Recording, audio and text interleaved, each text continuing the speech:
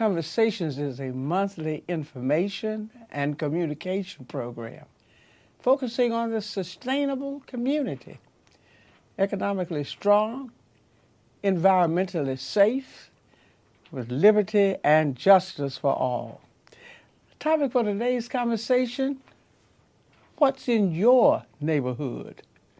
A closer look at environmental justice. Thank you for joining us. I will be back in a moment.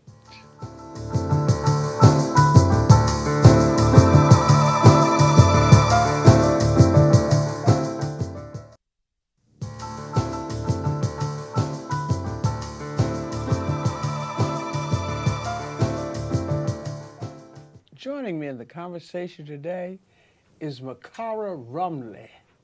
Mrs. Rumley is an environmental justice attorney and coordinator with the Green Law Firm, where she focuses on community organizing, fundraising, and environmental justice considerations in conjunction with clean air and water litigation.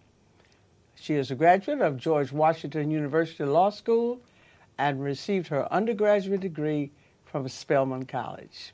Her interests in the nexus between human rights and Mother Nature began early in her career during her work with Amnesty International and the National Geographic Society. Welcome, Mrs. Rumley. Thank you for having me, Commissioner Darnell. We are so pleased to have you here.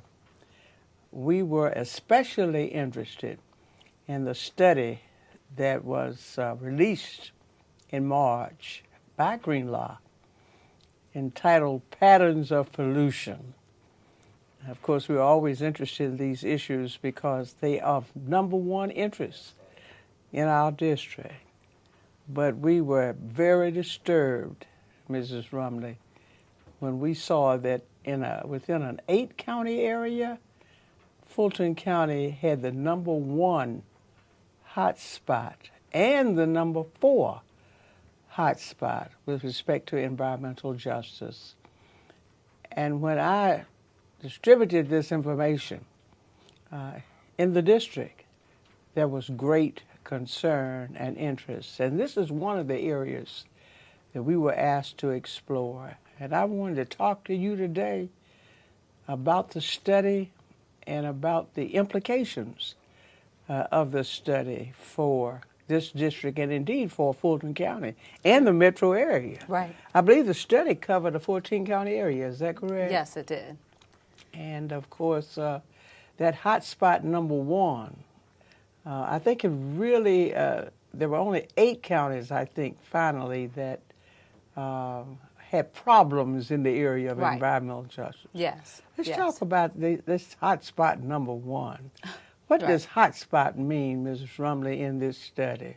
Well, hotspot, what we did was we took publicly available data that you can find through the Environmental Protection Agency, the EPA, or the Environmental Protection Department, the EPD, here in the state of Georgia.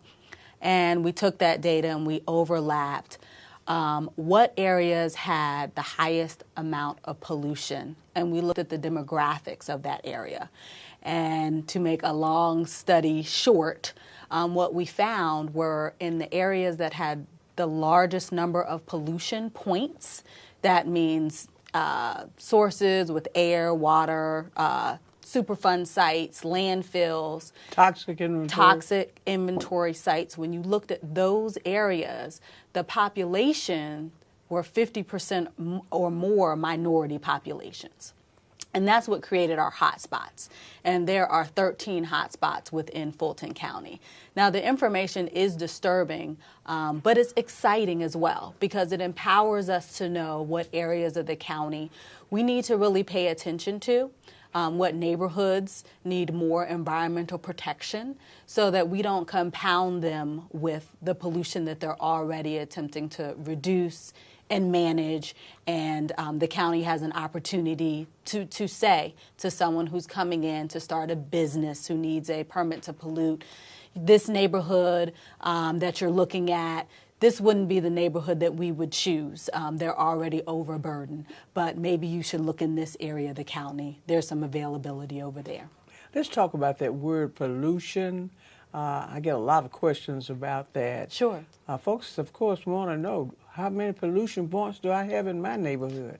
Because, by Sure. the way, with respect to minority communities, there are no income limitations, right? There are no income limitations. It's Run not from the low income to the highest income. Yes. What we found was the most significant demographic was whether you were a minority or not, and whether English was your first language. Your income and your educational level were not directly related to whether you were living by more pollution. So we're not talking about something that's in the quote-unquote poor neighborhoods. No, we are not.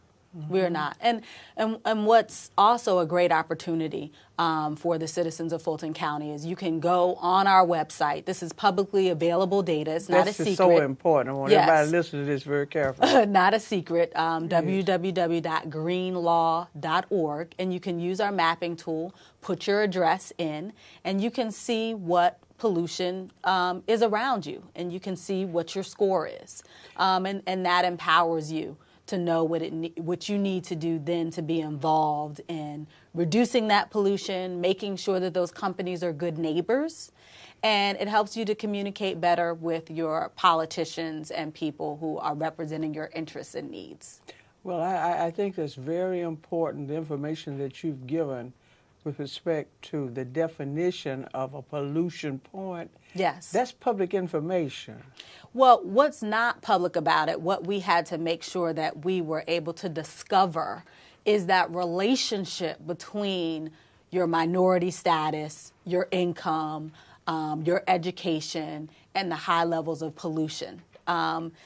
It's not a surprise that these studies have been done since the 70s, and where they found that tribal lands have been dumped on more, have toxic sites, and minority neighborhoods. Sometimes this industry was there first, and the communities came to them, and sometimes vice versa. It's the reverse, Yes, the chicken before the egg. Yes. But what's most important at present is that the companies are good neighbors, and they are operating. Many of them are. Many of them are. I mean, your local dry cleaner has a water permit. They have a permit to release some of the chemicals that they use to clean your clothes into the waterway. And then it is then processed and cleaned at that point and recycles back around. Is that what we mean by a permitted facility? A permanent facility permitted means that any company that is going to be releasing toxins, chemicals and pollutions into the air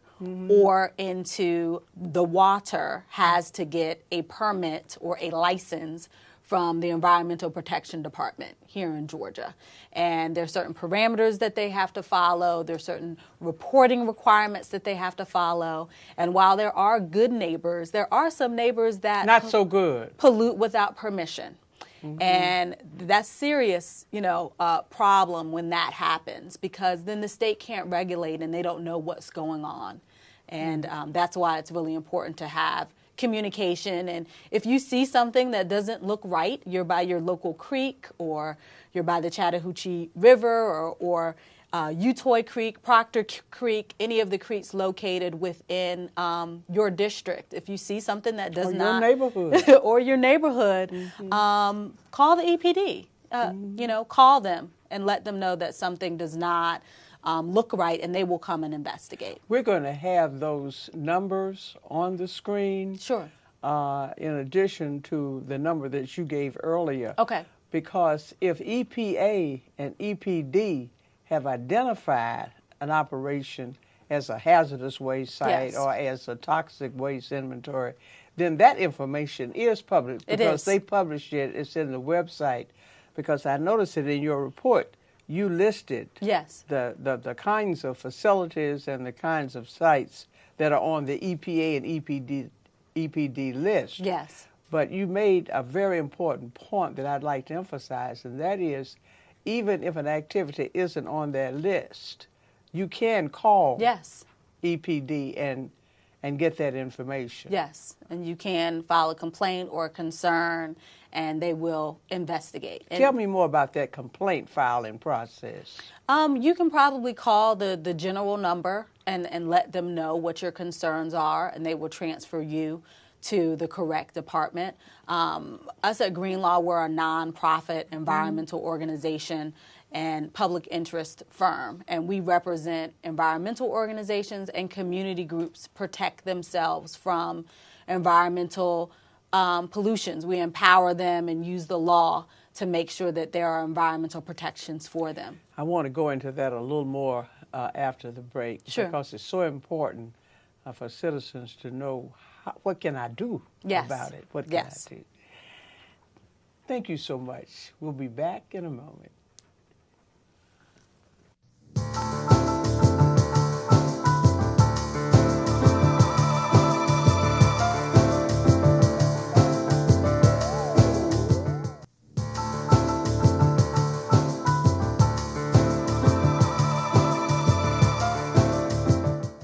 You were talking about what a citizen can do if they have concern about an activity in their neighborhood, which may have a harmful impact upon their health or the health of their children or grandchildren.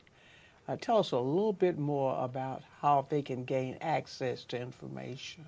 Sure. What most people don't know is you can call the non-emergency number of 911 if something looks just really hazardous. I didn't know that. And they will point you in the right direction. You can call your city Department of Works department if you turn county. If you turn on your faucet and the water is brown, they need to know that because there's something not connected correctly with the pipes. Let's talk about some of the kinds of activities that we know that EPA and EPD have already permitted. Okay. Landfills. Yes. Yes. Sewage treatment plants. Yes. Hazardous waste sites you mentioned, toxic waste sites. Almost all of these have been permitted because of environmental legislation. Is that correct? They have. What's most disturbing, though, is just the location. That's what this is about. Yes, that the minority communities are living next door to these facilities the majority of the time. And just in fairness, we need to be able to spread a facility that we do need to operate. We need a wastewater treatment plant. We need it. It just doesn't always need to go in a poor minority neighborhood or in a neighborhood where English is not the first language. It just doesn't always need to go in those neighborhoods. How did that happen? Sometimes the land is cheaper. There are many theories in terms of why those locations are cited. Some government cited it, though, right? Yes, they cited it. And what we really want, just people who sit on zoning boards and commissions, to really pay attention. Make sure that the decisions you're making are within your comprehensive plan for the county, and to just make sure that a community is not being treated unfairly. And even in developing those plans, it's important for those of us, I guess, who are public policy makers to have access to this kind of information. Yes. Because my observation has been that many of the land use decisions that we make, we're not aware. Many governments. Now, this government has been a little different in that regard. Since 1996, we've had a focus here because we had some bad problems, and it came from the ground up. Right. People came down and demanded it. But in terms of public policy, I guess as government officials, we need to be informed also, don't we? Government officials need to be more than just be informed. Every state except for 5 states have some type of legislative policy, law, or person who's devoted to environmental justice. Georgia, sadly, is one of the states that does not have any of those. Have EPD, but that's not the same as having an environmental justice person. And the actual overarching state agency can have an environmental justice person Georgia, in policy. In Georgia, we have an environmental person agency, EPD, to enforce the legislation that we have. But we don't have. But we don't have an EJ person. And we don't have environmental justice legislation or commission or working group. South Carolina does, Florida does, and Alabama. But in Georgia, we do not. And I think it would be really important. It's important at the local level, but it's important at the state level when they're evaluating the permits that these companies have to apply for them to take a snapshot and look at the neighborhood as well. That certainly is important, because one of the things that we have observed as we've done some research on this in terms of making land use decisions here in Fulton County, we noticed that many of the permitted facilities by EPA have not been inspected by EPD in some time. They're on the list, but they haven't been really, many are in non-compliance and have not been inspected for a long time. Well, in fairness to EPD, that's a funding issue. They don't have anybody, the people. They don't have the workforce that they need in order to do all of the investigations. And of course, EPA doesn't enforce the laws in states. That's for the state agency. That is for the state agency. Yes. Yes. Let's talk about this hotspot number 1. Yeah, hotspot number 1 is pretty unique because it's at the intersection of Fulton, Cobb, and Douglas County. Kind of regional there a little bit, isn't Regional, yes, and it's a lot of truck traffic, a lot of diesel trucks. It's a highly industrial area, but there are also some historic neighborhoods over there as well. And so it's a delicate balance between residential and commercial zoning. It has to be a balance, though, doesn't it? When the companies are already operating, when the people are already living there, and neither one is going to move, both have to work together to strike a delicate balance where each is respectful of the other's position.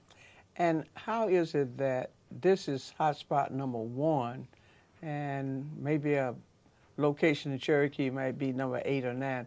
Why is it? What does number 1 mean, the significance of number 1? Number 1 means it has the highest number of pollution sources within the 14-county region, and it has a population that is over 50% minority that live in that area. I also noticed that in addition to minorities as a group, low-income groups, whatever their rate, whatever their minority status, yes. I noticed that they also score high. They score high because they're going to live on the outskirts of town. They're going to live in motels where they can, rent rooms by the week, and that's usually not centrally located. It's, the urban sprawl. It gets wider and wider. And Fulton County Industrial, that used to be the edge. Now it's moved past that point. But just the population that lives in that area, they are just exposed to the industry. Well, we were very interested to learn from our Planning and Community Development Department that one of the residential communities that has the highest income, among the highest income areas, is only 1,000 feet from a wastewater treatment facility. And I can assure you that the residents of that community had no idea. Right. A lot of times. That they were that close and within 3 miles. Right. We're not talking about low-income communities in the area around hotspot number 1. Right. However, we also have hotspot number 4. Yes. Which is on the belt line. It's on the belt line. Which is in the central city. Right. The Grove Park area. Yes. So there we find, though, that among the mid-income neighborhoods, there are. This is an area where we've had systemic poverty and unemployment for many, many years. And this area also, it ranked number 4. Right. Which means that it also had a large number of pollution points. But on the point about balance, we find that folks are not interested in trying to close businesses or keep businesses out. In fact, in this area, Fulton Industrial area, many of those communities, Carroll Heights, Collier Heights, they want to encourage businesses to come in who can provide jobs for their children and their grandchildren, because they recognize that, economic development has to partner with what we're trying to do in terms of safe environments. Sure. If we're going to be whole.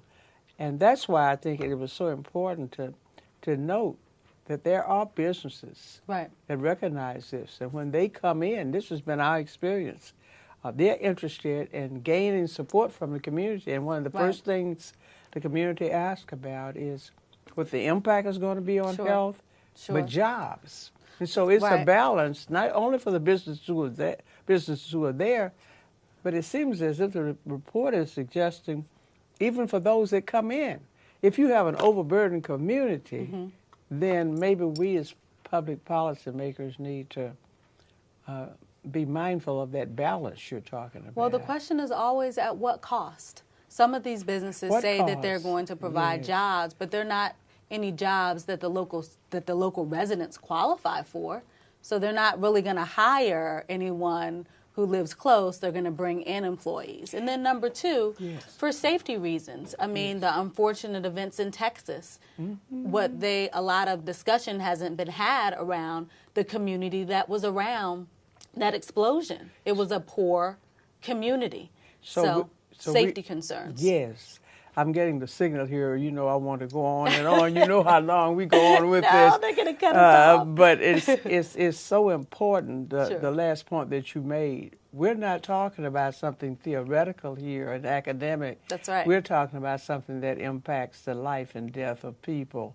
It does. And I think that what I hear you saying is that we need to know, we need to have the information, Right. and we can't assume, that because we have a beautiful home and we live on a beautiful street, That's right. that we don't have these risks. Right. I hope you can come back, Ms. Rumley, and talk to us about the extensive work that you're doing, working with community groups to help them understand. Sure. And help Yes. them in what they're doing, because it is working with the community that we find that we get the best results. Yes, we do. In terms of public policy. Thank you so much for coming. Thank you for having me. And we are going to put that website address on the screen, because I know folks are going to want to get the information so that they can be informed. Sure. Thank you so very, very much. I'll be back in a moment with closing thoughts.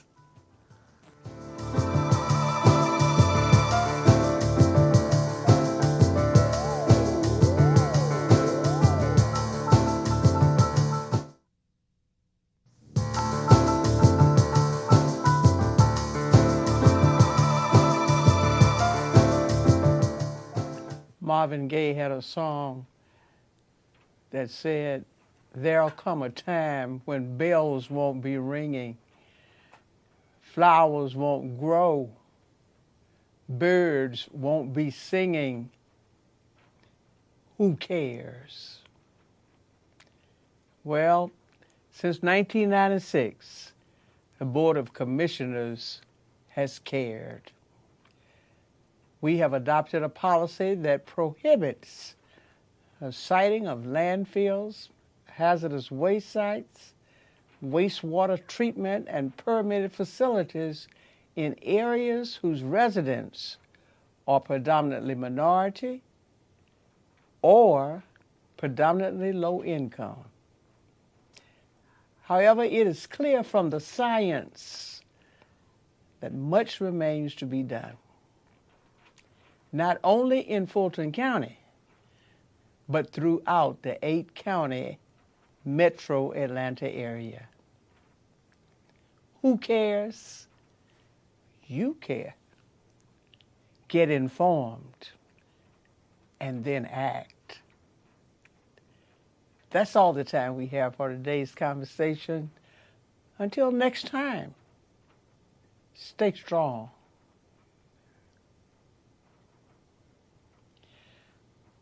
To learn more about today's conversation on environmental justice, contact me at 404-612-8222. That's 404-612-8222. You can also email me at emma.darnell at fultoncountyga.gov.